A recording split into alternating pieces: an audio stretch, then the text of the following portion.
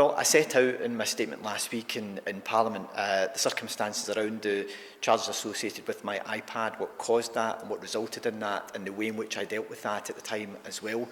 What I'm very much focused on now is focus on making sure that I do everything I can as Health Secretary to make sure that we are helping to support our NHS to recover, and at the same time to make sure that we're preparing for this winter so our health and social care system can face the demands which it will face. Well, look, I set out in great detail in my personal statement to Parliament last Thursday, and I also took questions from across the Chamber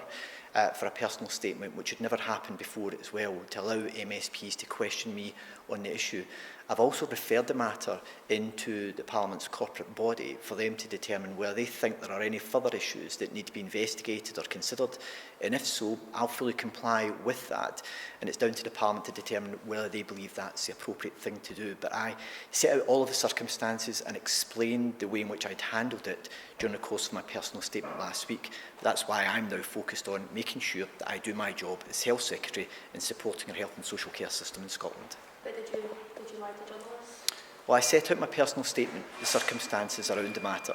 and the way in which I dealt with it and why I dealt with it in that particular way as well. And I've also self-referred myself into the corporate body to consider whether they think the matter needs to be investigated further. If they choose to do so, I'll fully comply with that, and I'll respond to any issues that they've got on the matter.